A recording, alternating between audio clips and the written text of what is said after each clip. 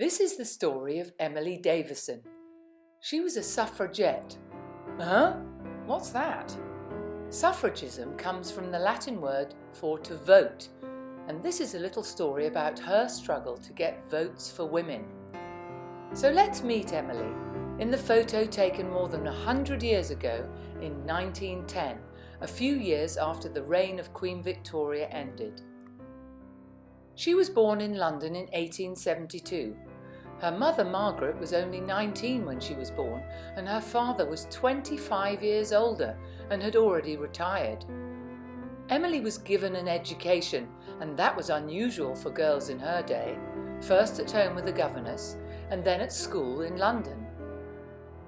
Emily knew how important learning was, and she then started at university. But when her father died, there was no money left. But do you think that stopped her? No way. Emily got a job as a teacher and saved enough to go to St Hugh's College, Oxford, where she sat her final exams. But even though she passed with top marks, she wasn't given her degree. Why? That's right, because she was a woman and only men could get university degrees. While Emily was working as a teacher, she met the most famous suffragette of them all, Emmeline Pankhurst. Mrs. Pankhurst was passionately involved in getting votes for women, and Emily knew immediately that she wanted to help.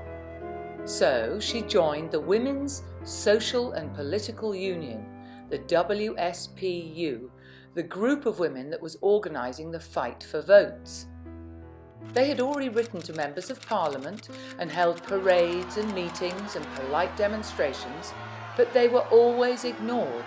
So they were forced to take some more dramatic action to get noticed. What did they do?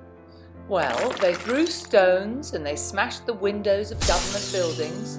They chained themselves to railings and refused to move until they were dragged away by police.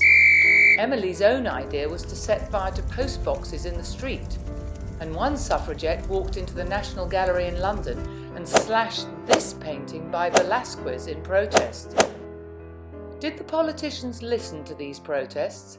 I'm afraid not. The suffragettes were arrested and put in prison, where they went on hunger strike and refused to eat. Then they were fed by force, a terrible ordeal with tubes shoved down their throats as they were held down. Emily was thrown into prison 8 times and force-fed 49 times.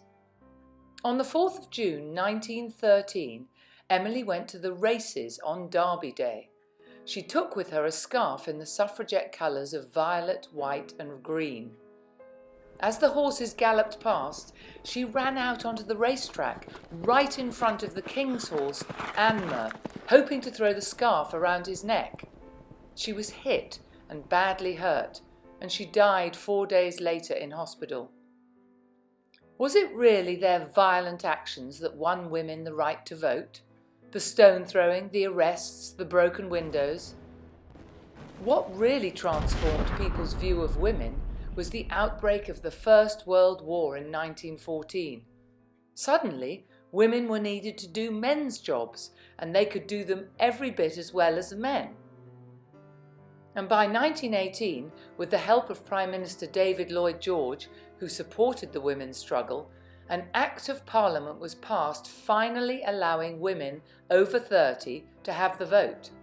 It took another 10 years for all adult women to get this right. Emily was one of many suffragettes who fought for women's rights. She paid the highest possible price, and we should always remember her courage and determination with wholehearted thanks.